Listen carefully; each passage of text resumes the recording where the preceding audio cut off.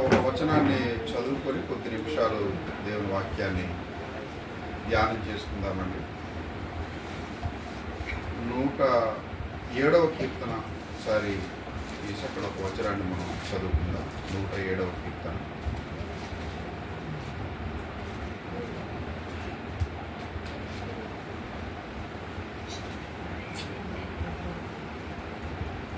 ఆరో వచనాన్ని మనం చదువుకుందాం. 107వ కీర్తన 6వ వచనం చదువుకుందాం.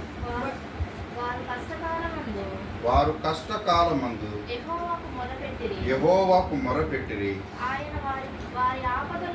ఆయన వారి ఆపదలలో నుండి వారిని విడిపించెను. 8వ వచనం కూడా చదువుదాం. ఆయన కృపను బట్టి నరులకు ఆయన చేయు ఆశ్చర్య కార్యములను బట్టి వారు యెహోవాకు కృతజ్ఞతాస్తుతులు చెల్లించుదురు గాక. 9వ వచనం కూడా చదవండి. ఏలయనగా ఆశగల ప్రాణమును ఆయన తృప్తిపరిచి ఉన్నాడు, ఆకలి కొనిన వారి ప్రాణమును మేలుతో నింపి ఉన్నాడు. దేవుడు తన పరిశుద్ధ వాక్యాన్ని మన ఇంటిలో దీవించును గాక. దేవుడు చాలా కృపగలవాడండి. దేవుడు ఆశ్చర్యకరుడు, ప్రేమ గలవాడు. మనం నేటికి జీవిస్తున్నామంటే కేవలం దేవుని కృప. ఇది మొట్టమొదటిగా మనందరం కూడా జ్ఞాపకం చేసుకోవాల్సింది ఏంటంటే, మన జీవితంలో ఒక రోజు కావచ్చు, ఒక గడియ కావచ్చు, ఒక సంవత్సరం కావచ్చు మనకు అనుగ్రహించబడ్డాయంటే ఇది కేవలం దేవుని కృప అని మనం అర్థం చేసుకోవాలి. దేవుని కృప అనే మాట ఎందుకు మనం పదే పదే మాట్లాడుకుంటూ ఉంటామంటే, ఇది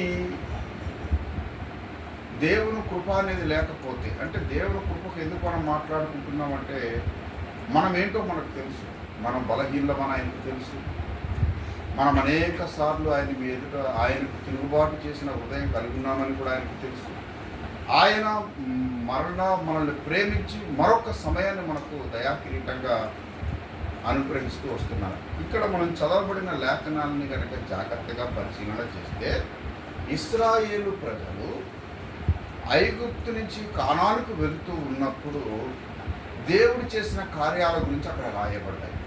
నిజానికి వారి యొక్క ప్రయాణంలో, ఐగుప్తు నుంచి కానాను ప్రయాణంలో వారు దేవుణ్ణి ఎంతగా విసిగించారు, ఎంతగా బాధించారు, ఎంతగా నెప్పించారంటే, నిజానికి ఆ యొక్క చరిత్ర అంతా కూడా చదివితే వారు చేసిన తిరుగుబాట్లు, వారు చేసినటువంటి ఆ యొక్క అసహ్యమైన కార్యాలు మన హృదయాన్ని కూడా చాలా నొప్పిస్తూ ఉంటాయి. దేవుణ్ణి ఎంతగానో గాయపరిచారు, కానీ దేవుడు అది దృష్టించలేదు. దేవుడు వారి పట్ల ఒక కృప చూపించి, ఇంకా ఒక మంచి మాట ఉంటుంది. కొంచెం ఈ 107వ కీర్తనలో మనం చదువుకున్న మాటల్ని జ్ఞాపకం చేస్తాను, కానీ మనం కొంచెం 7వ వచనానికి వచ్చినప్పుడు, వారొక నివాసపురం చేరినట్లు చక్కని త్రోవను ఆయన వారిని నడిపించెను అంటాడు. వారొక నివాసపురం చేరినట్లు. నిజానికి బుజ్జుబాబు ఒకసారి బాగా ఆలోచన చేసుకుంటే, లైఫ్ గురించి, జీవితం గురించి ఆలోచన చేసుకుంటే, మనకు ఒక చిన్న ప్రారంభం ఉంది చిగిలింత, కానీ మన భవిష్యత్తు ఏంటో మనకి తెలియదు. ఈరోజు ఇక్కడ వచ్చి ఇక్కడ ఎస్టాబ్లిష్ అయ్యి ఇక్కడ ఒక ఓన్ హౌస్ సొంత గృహాన్ని నిర్మించుకొని ఇక్కడ కుటుంబంతో పాటు ఉంటూ పిల్లల్ని చదివించుకుంటూ దేవుడు ఒక స్థలానికి నడిపించాడు. ఇది మనం అనుకుంటే జరిగేది కాదు. చాలాసార్లు మనం ఒక చిన్న కన్స్ట్రక్షన్ చేయాలనుకుంటాం, ఒక చిన్న నిర్మాణం చేయాలనుకుంటాం, కానీ ఆ చిన్న నిర్మాణం కూడా మనం పూర్తి చేయలేని పరిస్థితి. నాకు బాగా జ్ఞాపకం, 1998వ సంవత్సరంలో మేము ఒక చిన్న గృహాన్ని కట్టడానికి ప్రారంభించాం. కానీ అప్పటి పరిస్థితులను బట్టి రాటలతో కర్రలు వేసుకొని పైన తాటాకు వేసుకొని ఉంటే, ఈలోపు తాళపాలెంలో ఒక ఆయన ఇటుకలు తీస్తుంటే ఆ మట్టి ఇటుకలు తీసుకొచ్చి గోడలు పెట్టించుకున్నాం, గచ్చులు చేసుకున్నాం. అంత బాగుంది అనుకున్నాం. అప్పటికది చాలా గొప్పగా అనిపించింది, చాలా బాగుంది అనిపించింది. అన్ని పనులు అయిన తర్వాత లాస్ట్ రోజు మేస్త్రికి ఒక సీడీస్ ఫ్లోరింగ్ చేయాలి. బస్తా సిమెంట్ ఉంది, ఇసుక ఉంది. రేపు వచ్చి చేస్తానని అన్నాడు. అతను రాలేదు. 10 సంవత్సరాల తర్వాత ఆ షెడ్ తీసాను, కానీ ఈ పని అయితే అవ్వలేదు. అతను రాలేదు. అంటే ఒక చిన్న పని కూడా మనం పూర్తి చేయలేం. మనం సొంతంగా ఏదైనా చేయాలనుకుంటే ఆ పని పూర్తి చేయాలనుకుంటే అది అవ్వదు.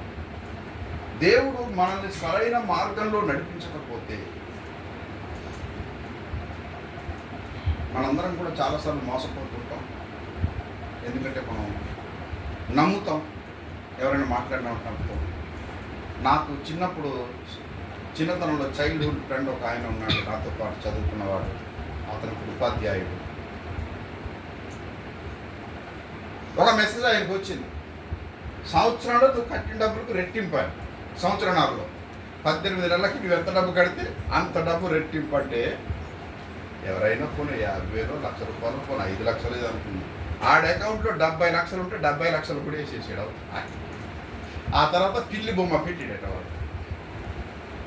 పోయి డబ్బు ఎంత తన జీవితం అంతా సమకూర్చుకున్నటువంటి డబ్బులు ఎక్కడో కాదు, మా తాళపురం ప్రక్కన సర్వవరంలోనే అతను కాకుడు రాజుబాబు అని చాలా బాధాకరమైన పరిస్థితిలోకి వెళ్ళిపోయాడు, డిప్రెషన్లోకి వెళ్ళిపోయాడు. ఎందుకు ఈ విషయాన్ని చెప్తున్నానంటే, మనకు దేవుడు నడిపించకపోతే మనం మోసపోతుంటాం. లోకంలో మోసం చేసేవాళ్ళు 99% ఉంటారు. ఎందుకంటే లోకం ఏమనుకుంటూ ఉంటుందంటే, సహజంగా నేను మోసం చేస్తున్నాను అనుకోరు, నేను చాలా తెలివైన వాడిని అనుకుంటారు. మోసపోయిన వాడిని ఏమంటారంటే తెలివి లేనివాడు అనుకుంటారు. మోసం చేసిన వాడేమో తెలివైన వాడుగా భావిస్తాడు. మోసపోయిన వ్యక్తిని వీడొక ఫూలు, వీడొక బుద్ధిహీనుడు అనుకుంటారు.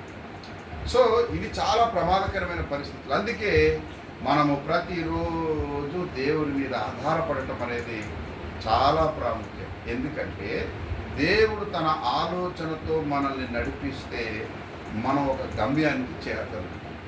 ఇక్కడ కీర్తనకారుడు చాలా గొప్పగా చెప్తున్నాడు, వారొక నివాసపురం చేరునట్లు దేవుడు వారిని నడిపించాడు. ఎంత అద్భుతమైన విషయం. ఎందుకంటే వారికంటూ ఒక స్థలం లేదు, ఒక నివాసపురం లేదు, వారికి పలానా ప్లేస్ అని చెప్పడానికి లేదు. కానీ దేవుడు వారి జీవితాన్ని ఒక నివాసపురం చేరినట్లు నడిపించాడు.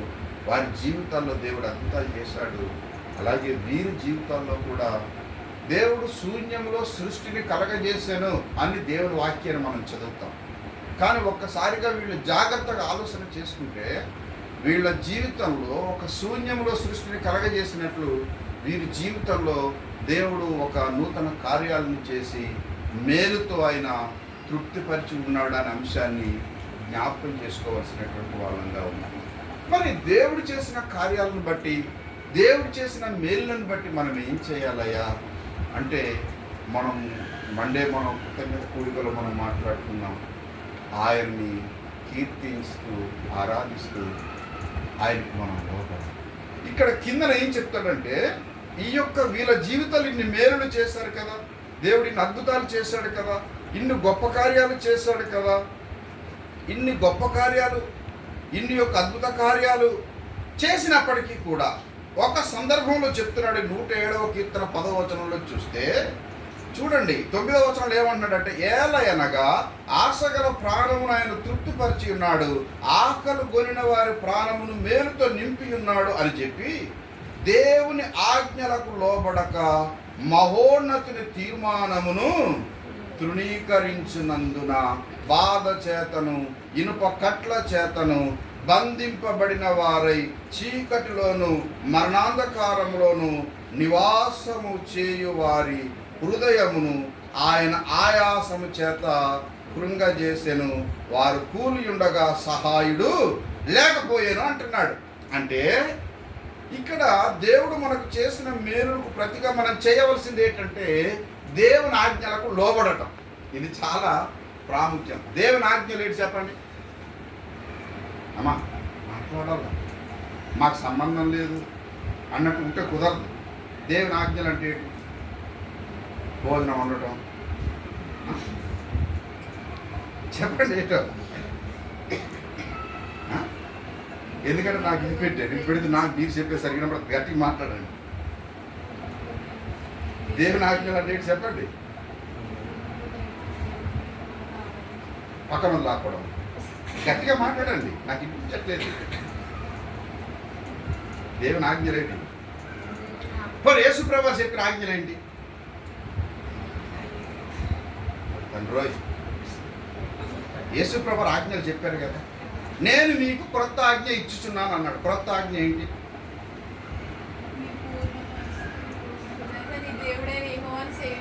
నేను మీకు క్రొత్త ఆజ్ఞ ఇచ్చుచున్నాను. అది క్రొత్త ఆజ్ఞ. నిన్ను వలని పొరుగు, అది ఆజ్ఞ కాదా? అంటే దేవునికి కృతజ్ఞతలు అంటే మనం ఏమనుకుంటున్నామంటే ఈ మీటింగ్లు అంటే ఓకే సంతోషమే, కానీ ప్రాముఖ్యంగా ఆయన ఆజ్ఞలు గైకొనడం చాలా ప్రాముఖ్యం. పూర్ణ హృదయంతో ఆయన ఆరాధించడం ప్రాముఖ్యం. మనము మన సహోదరుల విషయంలో కూడా ప్రేమకు భద్రమై ఉన్నామన్న అంశాన్ని కూడా మనం జ్ఞాపకం చేసుకోవాలి. సహజంగా దేవుని ఆజ్ఞలు అంటే మనం ఏం చెప్పుకుంటామంటే పాత నిబంధన గ్రంథంలో 10 కమాండ్మెంట్స్, 10 ఆజ్ఞల గురించి మనం మాట్లాడుకుంటూ ఉంటాం. అది అట్లీస్ట్ ఆ 10 ఆజ్ఞలైన మాట కూడా రావటం లేదు నోట్లో నుంచి. నేనేమంటే మేమేం చెప్తే ఆయన ఏమంటారో అనుకుంటున్నారు. బైబిల్కి తప్పించి వేరేది నేను నిన్న సొంత ప్రసంగం ఏం చేయను కదా. సో అందుగురించి దేవుని యొక్క ఆజ్ఞలు, వాళ్ళు దేవుని ఆజ్ఞలకు లోబడక మహోన్నతుని తీర్మానాన్ని అంటే దేవుని యొక్క నిర్ణయాన్ని వాళ్ళు తృణీకరించారని రాయబడి ఉంది. అందుకే దేవుడు మరల వాళ్ళకి ఏం చేశాడంటే బాధలు, హింసలు, ఆయాసం, దుఃఖం కలగజేసి వారి ప్రాణాలను కృంగదీశానని రాయబడి ఉంది.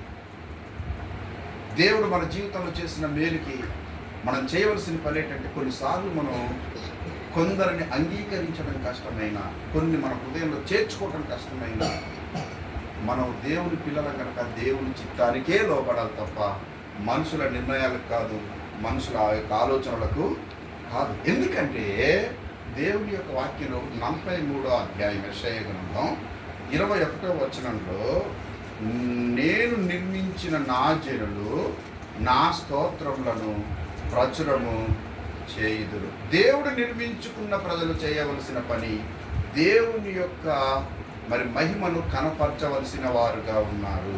మత్తయి శుభవార్త 5వ అధ్యాయం 16వ వచనం చదవండి ఒకసారి. మనం చాలాసార్లు చదువుకుంటూ ఉంటాం ఆ వచనాన్ని. మత్తయి శుభవార్త 5వ అధ్యాయం 16వ వచనం.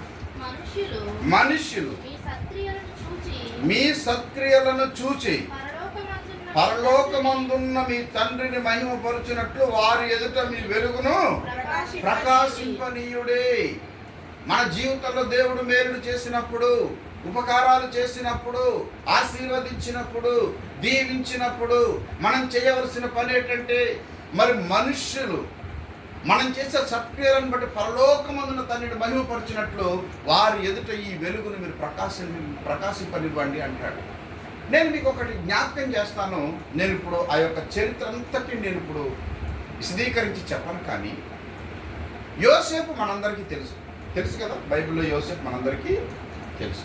యోసేపు జీవితం చాలా అద్భుతమైందని ఇప్పుడు అనుకుంటున్నాం, కానీ యోసేపు జీవితంలో ఉన్నటువంటి అనేక దుఃఖకరమైన అంశాలు ఉన్నాయి.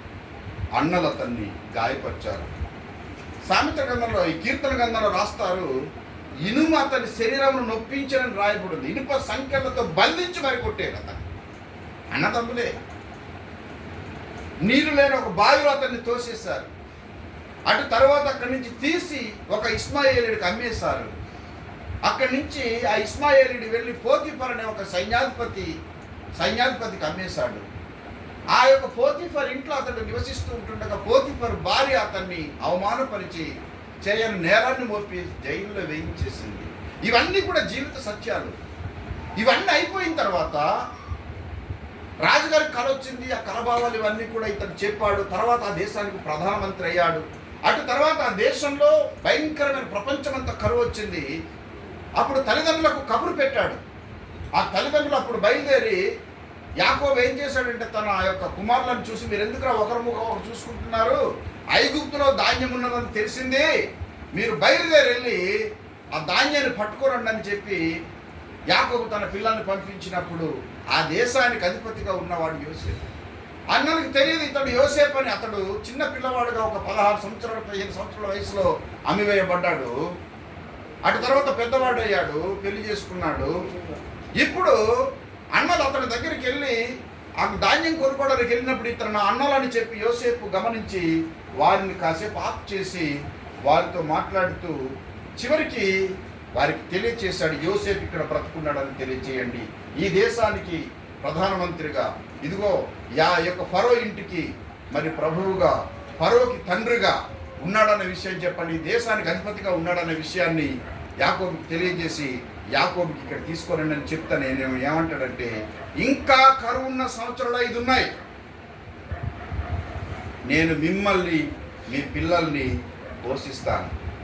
ఇలాగూ జరిగినందుకు చింతపడకండి, ప్రభువు చిత్తానుసారంగానే మీరు నాకు శ్రమ పెట్టారు, నన్ను బాధించినందుకు, నన్ను అమ్మివేసినందుకు మీరు బాధపడకండి అంటాడు తన సహోదరులకి. అంటే తన జీవితం చాలా ఉన్నతమైనదిగా ఉన్నప్పుడు అతడు తన యొక్క సహోదరుల పట్ల బాధాకరమైన ప్రవర్తన కలిగి లేకుండా దయా హృదయంతో వారి పట్ల ప్రేమను కనపరుస్తూ వస్తున్నాడు యోసేపు. నేను అప్పుడప్పుడు కొటేషన్స్ పెట్టుకుంటాను. ఎవరైనా రివెంజ్ అంటే పగ తీర్చుకోవడం అంటారు కదా, అవి బలహీనులే చేస్తుంటారు. బలవంతులైన వాళ్ళు ఇగ్నోర్ చేస్తారు, పట్టించుకో, మౌనంగా అర్పణ చేసుకుని వెళ్ళిపోతారు. యోసేపు చాలా బలవంతుడుగా ఉన్నాడు, తన అన్నల్ని ప్రేమిస్తున్నాడు, వారిని ఆహ్వానించాడు, వారిని తీసుకొచ్చి ఆ దేశంలో పెట్టుకున్నాడు, వారికి ఉపదేశం చేశాడు. యోసేపు జీవితాన్ని బట్టి ఈరోజు అనేకులు ఇన్స్పిరేషన్, ఎన్ని కోట్ల మందికి అతడు మాదిరికరంగా ఉన్నాడో. యేసు ప్రభు వారికి ముంగుర్తుగా యోసేపును మనం చూడొచ్చు. యోసేపు పరిశుద్ధమైన జీవితం, యోసేపు యొక్క ప్రేమగల జీవితం, యోసేపు యొక్క దయగల జీవితం, యోసేపు యొక్క దేవునికి లోబడే స్వభావం, ఇవన్నీ చూసినప్పుడు యేసుక్రీస్తు వారికి ముంగుర్తుగా, ఆయన రాకడకు ముంగుర్తుగా యోసేపును మనం చూస్తాం. చాలా అద్భుతమైనటువంటి అంశం. కనుక దేవుడు మీ జీవితంలో కూడా ఎన్నో మేలులతో నింపాడు, ఎన్నో ఆశీర్వాదాలతో నింపాడు. మనము అనేకులకు ఆశీర్వాదకరంగా, జీవనకరంగా ఉండాలి. దేవుడు మనల్ని ఆశీర్వదించినందుకు మనం చేయవలసిన పని ఏంటంటే, దావీదు చెప్తాడు, ఒకప్పుడు ఆకలితో అలమటిస్తూ చాలా వేదన చెందాడు. అలాంటి సందర్భంలోనే నాబాలు ఇంటికి పంపించాడు. నాబాలు ఆ యొక్క కళ్ళ నూరుస్తూ ఉంటే దావీదు అరణ్యంలో ఆకలితో ఉన్నాడు, తన సేవకులు ఆకలితో ఉన్నారు. నాబాలు దగ్గరికి వెళ్ళండి, నాబాలు కళ్ళ నూరుస్తున్నాడు, ఇదిగో దావీదులా పంపించాడని చెప్పి, నీకెంత చేయాలనుకుంటే అంత నువ్వు పంపించమని చెప్పి, ఆహారాన్ని ఇవ్వమని చెప్పేసి నాబాలు దగ్గరికి పంపిస్తే, నాబాలు అన్నాడు, దావీదు ఎవడు, తన యజమాని దగ్గర నుంచి పారిపోయిన వాడని శాపనాలు పెడుతూ మాట్లాడుతూ వచ్చాడు నాబాలు. దావీదు ఏంటంటే, అరణ్యంలో మనం ఉన్నప్పుడు అతని గొర్రెల మేకల మందలు మనం చూసాం, అడవి జంతువులు పట్టుకొని పోకుండా ఏమి పాడు చేయకుండా చూసాం కదా. అతని పంట వచ్చింది, మంచి సంపద వచ్చింది, పొలం పండింది, కాసిని తిండి గింజలు ఇస్తే బాగుంటుంది, ఆకలితో ఉన్నామని చెప్పేసేసి నాబాలు దగ్గర కబురు పెడితే నాబాలు ఇవ్వడానికి ఇష్టపడలేదు. దావీదును చాలా శపించి, చాలా తూలనాడి, చాలా హేయపరిచాడు. దావీదుకు చాలా కోపం వచ్చేసింది. వెంటనే సైనికుడు అక్కడ తన దగ్గర ఉన్నటువంటి వాళ్ళు సిద్ధపడి నాబాలుని ఈరోజు చంపేస్తానని బయలుదేరి వెళ్తూ ఉంటే, ఈ విషయం తెలుసుకున్నటువంటి అబీగయీలు ముందుగానే వారికి రొట్టెలు, ద్రాక్ష ఆడలు, ద్రాక్షలు సిద్ధం చేసి తీసుకొచ్చి దావీదుకు బ్రతుకులాడి, అయ్యా అతడు నాబాలు అనే మాటకు మొరటివాడు, వాడొక మూర్ఖుడు అని చెప్పి ఈ ఆహారం పెట్టి దావీదును శాంతింపచేసి ఆ కీడు నుంచి తప్పించబడింది. అయితే ఈ విషయం తెలుసుకుని నాబాలు అడ్లిపోయి తాగేస్తున్నాడు. తాగిన మీద ఏం మాట్లాడతాడు, అయ్యా రే తాగేస్తున్నాడు నాబాలు, ఏం మాట్లాడతాడో వాడికి తెలియదు. తాగి తిరిగిపోయిన తర్వాత, మత్తు నుంచి మేలుకున్న తర్వాత భార్య చెప్పింది, నువ్వు చేసిన పనేటయ్యా అని బిగిసుకుపోయి చచ్చిపోయాడు వెంటనే. అంటే నేను ఇప్పుడు ఎందుకు ఈ మాట చెప్తున్నానంటే, అలాంటి దావీదు ఒక సందర్భంలో అంటాడు, 23వ కీర్తన మనం చదువుకున్న దాంట్లో, నా గిన్నె నిండి పొర్లుచున్నది. అంటే దాని అర్థం ఏంటంటే, ఆకలి ఉన్న వారికి చేయి చాపకుండా దావీదు ఉండట్లేదు. ఒకప్పుడు తనతో ఉన్న వాళ్ళందరూ, స్నేహితులందరూ అప్పులు, బాధలు, శ్రమల్లో ఉన్నవారే.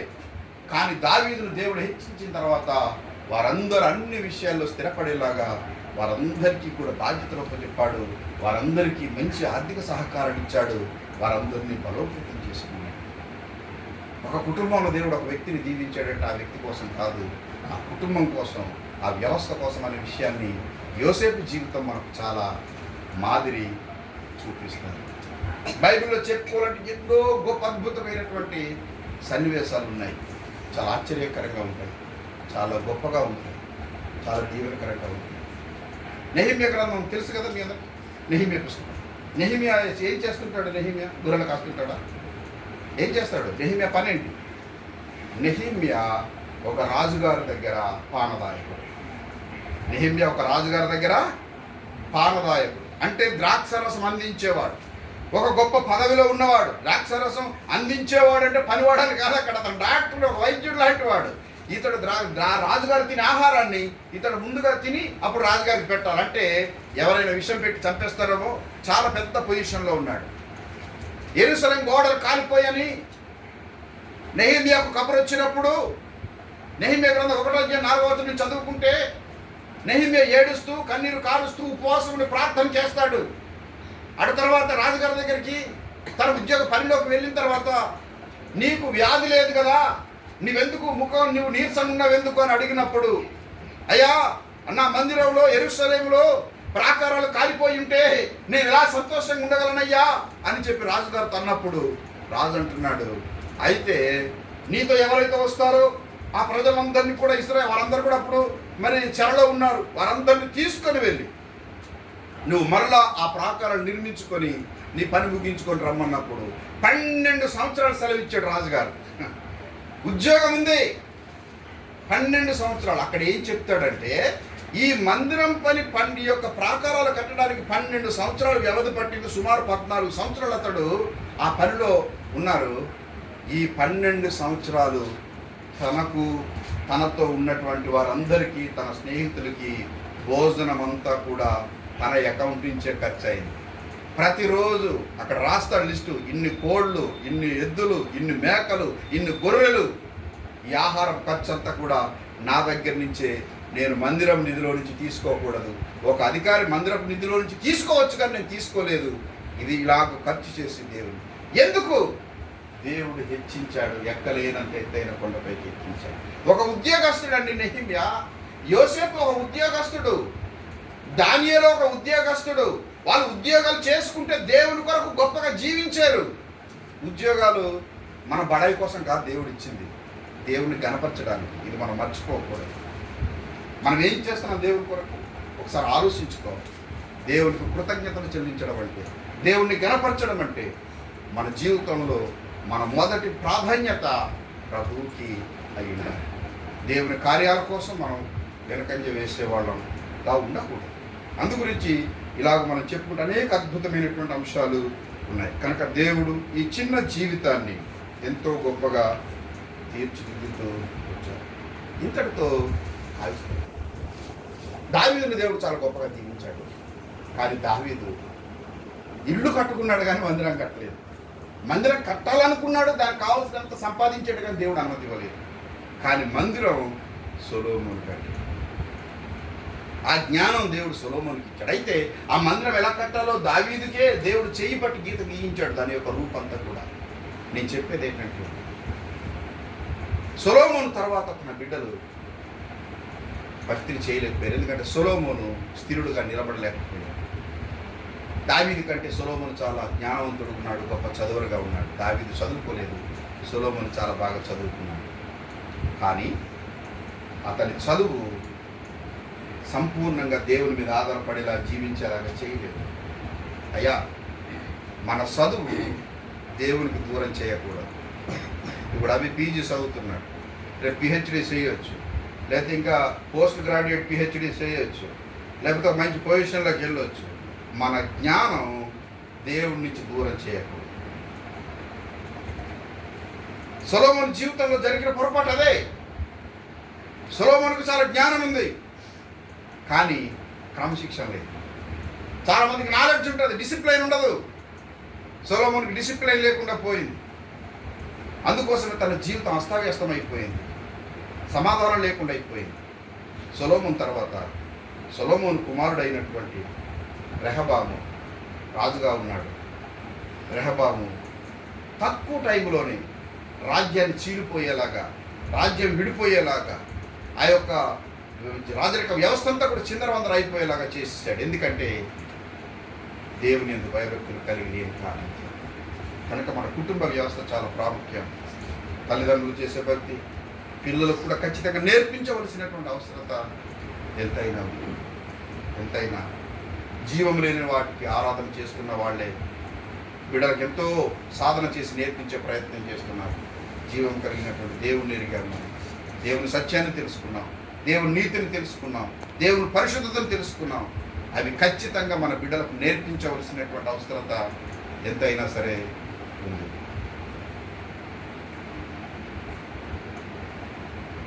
నాకు తెలిసి జస్ట్ మీ ఫ్యామిలీ గురించి మాట్లాడుతున్నాను కనుక బుజ్జిబాబుకి సామ్యుయల్కి వీరిద్దరికి ఉన్న ఎక్స్పీరియన్స్, చిన్నోడు అంటే చిన్నప్పటి నుంచి కష్టపడి బ్రతికాడు, వాడికి ఆ కష్టాలు తెలుసు. అదే వాళ్ళ జీవితం. ఇంకా అక్కడ కష్టమని కాదు, ఇంకా పని చేసుకుని బ్రతకడం వాళ్ళ జీవితం, కానీ వాళ్ళకి తెలియదు. బుజ్జిబాబుకి సామ్యుయల్కి తెలిసినంత పెయిన్ మిగిలిన వాళ్ళకి తెలియదు. మొన్న చిన్న బలహీనత వచ్చి విజయ్ నేర్చుకుంటున్నాడు, దేవుడు నేర్పిస్తున్నాడు. అంటే దేవుణ్ణిలో జీవించడం నేర్పిస్తున్నాడు. ఇప్పుడు అభికి ఏం తెలియదు.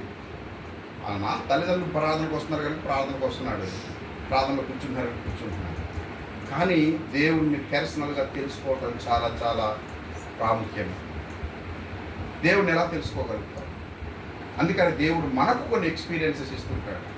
కొన్ని మన జీవితంలో కొన్ని శోధనలు రావటానికి కానీ, కొన్ని ఆపదలు రావటానికి కానీ, కొన్ని ఇబ్బందులు రావటానికి కానీ కారణం ఏంటంటే మనందరం కూడా సంపూర్ణంగా దేవుని వైపు మరలటానికి, దేవుణ్ణి తెలుసుకోవటానికే దేవుడు మనకు కొన్ని ఎక్స్పీరియన్స్లు ఇస్తుంది. అందు గురించి ఎప్పుడైనా మన జీవితంలో వచ్చిన పెయిన్ వచ్చినప్పుడు చాలా ఎక్కువ బాధపడిపోతుంటాం. కానీ దేవుడు ఏదో నీకు ఉపదేశిస్తున్నాడు, టీచ్ చేస్తున్నాడు, నీకు నేర్పిస్తున్నాడు, నీతో మాట్లాడుతున్నాడు దేవుడు, నిన్ను దర్శిస్తున్నాడు దేవుడు, నిన్ను ప్రేమిస్తున్నాడు దేవుడు, నిన్ను సరి చేస్తున్నాడు దేవుడు. ఈ విషయాన్ని గ్రహించి ఎక్కడ లోపం జరిగింది ఒక్కసారి మనం రీకలెక్ట్ చేసుకొని మార్గాల్ని మళ్ళా సరి చేసుకొని దేవుని వైపు తిరగటానికి మనం మన హృదయాన్ని సిద్ధపరచుకోవాలి. అవి ముందు, దయ ముందు, గ్లోరీ ముందు, ఇలాగా ప్రశాంతికి ఇప్పుడు ఆ పెయిన్ ఏంటి, ఒక సమస్యలో ఉన్నారు, ఒక పర్మనెంట్ జాబ్ లేదు, ఇప్పుడు ఆ పెయిన్ తనకి ఎంతో ఉంది. ఇప్పుడు ఈ ప్రయత్నంలో ఉన్నారు. ఇప్పుడే దేవుడు మీతో మాట్లాడతారు, మీరు తెలుసుకుంటారు, దేవుని గురించి తెలుసుకుంటారు, దేవుడి యొక్క కార్యాలు తెలుసుకుంటారు. దేవుడు ఎంత గొప్పవాడో, మనం ప్రార్థిస్తే దేవుడు ఎలాగా తన కార్యాలు జరిగిస్తాడో అవి నేర్పించడానికి కొన్ని ఎక్స్పీరియన్స్లు జరుగుతుంటాయి. అవి మన జీవితంలో ఎక్స్పీరియన్స్ అయితే కానీ మనకు తెలియదు. చాలాసార్లు అనుకుంటాం, నా పిల్లలు చాలా బాగా చదువుతారు, చాలా బాగా ఇదవుతారు, ప్రతిదీ కూడా ఓకే అనుకుంటాం. కానీ దేవుడు అక్కడే మనకు ఒక పరీక్ష ఉంటుంది. వాళ్ళు ఒక మంచిగా ఒక ఉద్యోగంలో సెటిల్ అయ్యేదాకా తల్లిదండ్రులకు ఎంత పెయిన్ ఉంటుందో చెప్పలేనంత పెయిన్ ఉంటుంది. అందు గురించి ఇప్పుడు తల్లిదండ్రులు ప్రార్థన చేస్తారు బిడ్డలకు మంచి, ఎందుకంటే వాళ్ళకి పెయిన్ తెలుసు, ఆ బాధ తెలుసు, పిల్లలు స్థిరపడాలని. అలాగే మీరు కూడా ఉద్యోగ ప్రయత్నాలు చేస్తూ ఉంటే మీకు తెలుస్తుంది, అప్పుడు వచ్చే అడ్డిల్స్ని బట్టి, అప్పుడు వచ్చే ఆటంకాలను బట్టి మీకు కూడా అర్థమవుతుంది అన్నమాట. అందు గురించి దేవుడిని తెలుసుకోవటం చాలా ప్రాముఖ్యమైన అంశం. దేవుడు తన ప్రజల్ని నడిపించేవాడై ఉన్నాడు, ఆశగల ప్రాణాన్ని తృప్తిపరిచేవాడుగా ఉన్నాడు. ఆయన ఎంతో కృపగలవాడుగా, ప్రేమగలవాడుగా ఉన్నాడు. ఆయన ఎంతో మంచి దేవుడుగా ఉన్నాడు. నేనేం చెప్తానంటే, మనం ఇలా ఉన్నామంటే ఇది దేవుని కృప, గ్రేస్ ఆఫ్ గాడ్, దేవుని కృప. విల్ ఆఫ్ గాడ్ అంటే దేవుని చిత్తం. మూడవది పర్పస్ ఆఫ్ గాడ్ అంటే దేవుని కొరకు దేవుడు మనల్ని ఇలాగా ఉంచుకున్నాడు. Grace of God, will of God, purpose of God. ఎందుకంటే రోమపత్రిక చెప్తుంది, ఒకడు భోజనము చేసిన అంటే అన్నం తిన్నా, ఒకడు పానం చేశాడు మంచినీళ్ళు తాగిన, ఎవరి కోసం అంటే దేవుని కోసం అంటాడు. అంటే ఈరోజు మనం బ్రతుకున్నామంటే మన కోసం దేవుని కోసం మనం జీవించేలాగా మన హృదయాల్ని సిద్ధపరచుకోవాలి. దేవుడు ఎంతో కృపగలవాడు.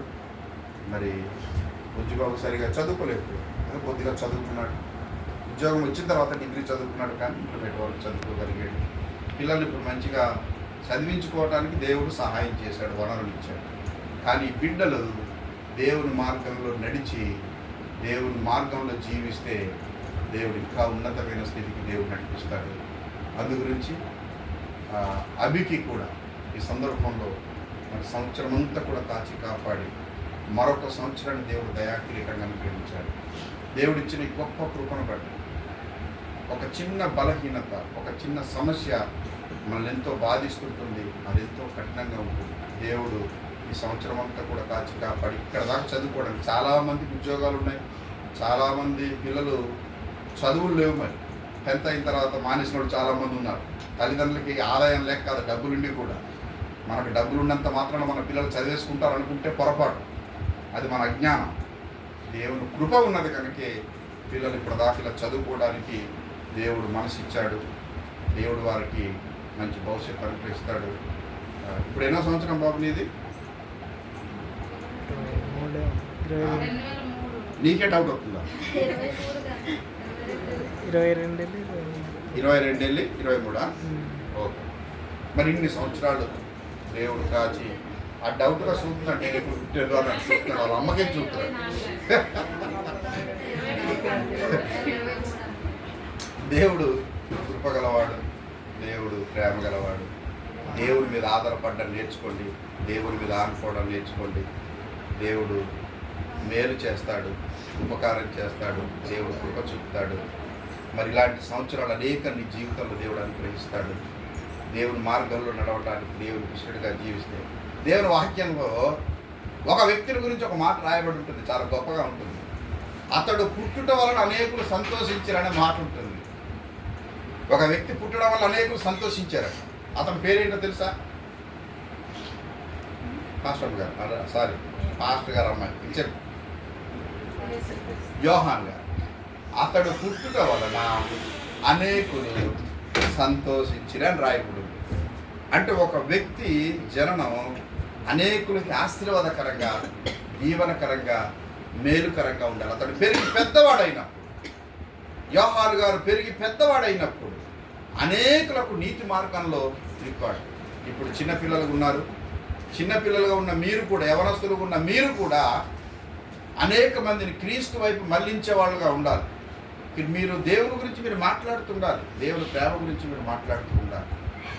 చివరిగా హెబ్రీ పత్రికలో 5వ అధ్యాయంలో ఆఖరి వచనం ఒకసారి చదవండి. హెబ్రీయులకు రాసిన పత్రిక 5వ అధ్యాయం ఆఖరి వచనం ఒకసారి చూడండి. వయస్సు వచ్చిన వారు అభ్యాసం చేత మేలు కీడులను వివేచించుటకు సాధకము చేయబడిన జ్ఞానేంద్రియములను కలిగి ఉన్నారు గనక బలమైన ఆహారం వారికే తగును. చాలండి. వయస్సు వచ్చిన వారు అంటే వయసు వచ్చినటువంటి వారు అభ్యాసం చేత. వయసు వచ్చిందంటే మీకేం ప్రార్థన వచ్చేది? మీరు సాధన చేయాలి, బైబిల్ చదవాలి, సాధన చేయాలి. దావీదుకి చాలా వృద్ధాప్యం వచ్చింది. చనిపోయే ముందు 2 మాటలు చెప్పాడు తన కొడుక్కి. రాజుల మొదటి గ్రంథం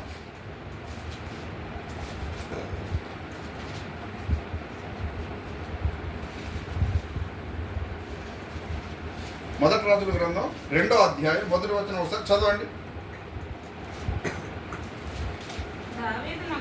దావీదునకు మరణకాలము సమీపింపగా అతడు తన కుమారుడైన సొలొమోనునకు ఇలాగూ ఆజ్ఞ ఇచ్చెను, లోకులందరూ పోవలసిన మార్గమున నేను పోవచ్చున్నాను. కాబట్టి నువ్వు ధైర్యం తెచ్చుకొని నిబ్బరము కలిగి నీ దేవుడైన యెహోవా అప్పగించిన దానిని కాపాడి ఆయన మార్గమును అనుసరించిన ఎడల నీవు ఏ పని పూనుకొనినను ఎక్కడ తిరిగినను అన్నిట్లో వివేకముగా నుండు. మోషే ధర్మశాస్త్రంలో వ్రాయబడి ఉన్న దేవుని కట్టడలను, ఆయన నియమించిన ధర్మమంతటిని, ఆయన న్యాయ విధులను, శాసనములను గైకొనుము. అప్పుడు నీ పిల్లలు తమ ప్రవర్తన విషయంలో జాగ్రత్తగా నుండి నా ఎదుట తమ పూర్ణ హృదయముతోనూ పూర్ణాత్మతోనూ సత్యమును అనుసరించి నడుచుకున్న ఎడల ఇశ్రాయేలీల రాజ్య సింహాసనము మీద ఆసీనుడగు ఒకడు నీకుండక మానుడని యెహోవా నన్ను గూర్చి ప్రమాణం చేసిన మాట స్థిరపరచును. దావీదు చివరి దినాల్లో అతడు మరణించే సమయంలో సొలొమోనుకి ఈ యొక్క మా విషయాన్ని తెలియజేస్తున్నాడు. చనిపోయే ముందు ఏం చెప్తున్నాడు అయ్యా అని ఆలోచన చేస్తే, నీ దేవుడైన యెహోవా అప్పగించిన దానిని కాపాడి ఏం చేయమంటున్నాడు? ఆయన మార్గములను అనుసరించిన ఎడల ఆయన మార్గాలు. ఇది ఒక తండ్రి తన కుమారుడికి చెప్పేది. మనం ఏం చేస్తున్నామంటే, వీడు ఏ సరిగా రాస్తలేదు, వీడు బి సరిగా రాస్తలేదు అన్న గొడవే తప్ప కానీ వీడు ప్రార్థన చేస్తున్నాడా లేదా, బైబిల్ చదువుతున్నాడా లేదా, అసలు వీడు వ్యక్తిగతంగా వీడు పర్సనల్ వీడు దైవికమైన మార్గంలో ఏ రీతిగా దీని గురించిన పర్యవేక్షణ లేదు. మనం ప్రోగ్రెస్ రిపోర్ట్లు చూడడం ఎక్కువైపోతుంది. మార్కులు ఇలా కాకపోతే రేపు వస్తాయి, రేపు కాకపోతే ఎల్లుండి వస్తాయి. కానీ ముందు వాడి యొక్క ప్రవర్తన బాగుండాలి. వాడి ప్రవర్తన బాగుంటే దేవుడు అతన్ని ఆశీర్వదిస్తే దేవుడు ఎలాగైనా చేయొచ్చు. దానికి ఉదాహరణే గుజ్జుబాబే శాంతే పరీక్షలు వస్తే ఉద్యోగం వస్తుందంటే నేను చెప్పలేను. వీళ్ళంతా అత్యసరు కాదు. వీళ్ళు పరీక్షలు రాసి ఉద్యోగాలు అంటే చాలా కష్టం. దేవుడు ఇలా ప్రేమించి ఇచ్చాడు అంతే, అట్టగడ మార్పులు చూసి. అదే దేవుని కృప అండి. మీ అందరికన్నా ఎక్కువ వచ్చి అక్కడ అలా ఉన్నాడు, ప్రైవేట్ కంపెనీ కట్టి తిరుగుతున్నాడు. అందరికన్నా ఎక్కువ మార్కులు వచ్చినాడు అలా ఉన్నాడు. ఎక్కువ మార్కులు వచ్చేస్తే ఏమి కాదు, దేవుని కృప చాలా. అయినా సరే దేవుడు కృప గలవాడు కనుక అలాగైనా పోషిస్తున్నాడు. అందుకే ఇప్పుడైనా చదువుకోమని చెప్తున్నాడు. ఇప్పుడు కూడా నువ్వు ప్రయత్నం చేయి, నువ్వు సాధిస్తావని చెప్తున్నాడు. ఇప్పుడైనా నువ్వు బ్యాంక్ టెస్ట్ రాయరా, నువ్వు కొట్టేస్తావు అంటున్నాడు. దేవుడు ఇచ్చేస్తాడు నీకు, నువ్వు చిన్న ప్రయత్నం చేయమంటున్నాడు, చిన్న ప్రయత్నం. సో దేవుడు చాలా కృపగలవాడండి. మనం మన పిల్లలకి ఖచ్చితంగా దేవుని భయం గురించి మాట్లాడాలి, దేవుని ఆజ్ఞల గురించి మాట్లాడాలి, దేవుని కట్టడల గురించి మాట్లాడాలి. ఇద్దరు కలిసి చెట్లు ఆడుకోవడానికి పోతున్నారు. ఎప్పుడైనా ప్రార్థన చేశారా మీ జీవితంలో? చేయాలి, ఖచ్చితంగా చేయాలి. తల్లిదండ్రులే మనమే నేర్పాలి మన పిల్లలకి. మీరు వాకింగ్ చేసుకోండి, మీరు ఆటలు ఆడుకోండి, మీరు పాటలు పాడుకోండి. మీరు మీ పిల్లలకు మీరు ప్రార్థన నేర్పించవలసిందే. అప్పుడే వాళ్ళ జీవితం బాగుంటుంది. దేవుడి గురించి మాట్లాడాలి. మనం ఎవరి గురించి చెప్పి వాళ్ళని సరిచేయాలంటే దేవుడి గురించే చెప్పి సరిచేయాలి. మన గురించి మనం ఏం చెప్పుకోవడానికి ఏమి లేదు. అందు గురించి అంటే ఆటలు ఆడుకోవడానికి అస్సలు చేయకూడదు అనక. కానీ అన్ని విషయాలు మనం కలిసి నడుపుతాం. ఎక్కడ నడడం కలిసి? ప్రార్థన నీ దారి నా దారి నాది ఏదో లేదు. మనందరం ప్రార్థన భక్తి నేర్పించే విషయంలో, పిల్లల విషయంలో సీరియస్గా తీసుకోండి. దేవుడు ఖచ్చితంగా వారిని ఉన్నత స్థానంలో ఏమి లేకపోయినా సరే వాళ్ళు చాలా హ్యాపీగా జీవించగలుగుతారు, బ్రతకగలుగుతారు. దేవుడు ఆ రీతిగా వారిని ఆశీర్వదిస్తారు. అందు గురించి చదువుకోవడానికి కూడా ఇంతవరకు మరి పీజీ వరకు చదువుకోవడం అంటే ఆషామాషి అని మరి విషయం కాదండి. ఎన్ని ఆటంకాలు వస్తాయో, ఎన్ని ఇబ్బందులు వస్తాయో ఇంకా చెప్పలేము. ఇంకా ఆ ఆటంకాలని చెప్పలేము. ఆ పరిస్థితులు అన్ని రకాల ఇబ్బందులు వచ్చేస్తాయి. దేవుడు ఎంతో కృపగలవాడు. ఇంతకాలం మరి కుటుంబ విషయాల్లో దేవుడు ఎన్నో మేలు చేశాడు. ముఖ్యంగా పిల్లలు చక్కగా చదువుకుంటున్నారు, వారి ప్రయోజకులు అవుతారు. వారి భక్తి అనేది మాత్రం చాలా ప్రాముఖ్యం. మీరు మందిరానికి వచ్చి దేవుని మాట వింటున్నారు, దైనందిన జీవితంలో ప్రతిరోజు ఒకసారి ఒక 5 నిమిషాలు, కొన్ని గంటల తరబడి కాదు, ఒక 5 నిమిషాలు 10 నిమిషాలు బైబిల్ చదవడం అలవాటు చేసుకోండి. ప్రతిరోజు బైబిల్ చదవండి, ప్రతిరోజు ప్రార్థన చేసుకోండి. మీరు పరీక్షలు రాసేటప్పుడు కానీ, మీరు ఏ పని చేసేటప్పుడు కానీ మీరు ప్రార్థన చేసుకొని అలవాటు చేసుకోండి. ఖచ్చితంగా దేవుడు మిమ్మల్ని ఆశీర్వదిస్తాడు. ఇంతవరకు దేవుడు మిమ్మల్ని దీవించాడు.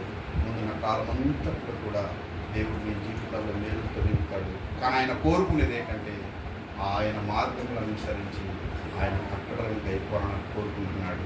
ఆయన మీద ఆధారపడిన వారిని ఆయన ఎప్పుడు త్రోసిపుచ్చాడు. యేసుక్రీస్తు వారు చెప్పారు, నా యొద్దకు వచ్చి వారిని నేను ఎంత మాత్రమును త్రోసిపుచ్చాను. ఆయన ఎప్పుడు త్రోసిపుచ్చాడు. దేవుని మాటలు మనందరి హృదయాల్లో ముద్రించుగాక. ఆమె తరలి వచ్చండి, ప్రార్థన చేద్దాం. ఈ సమయంలో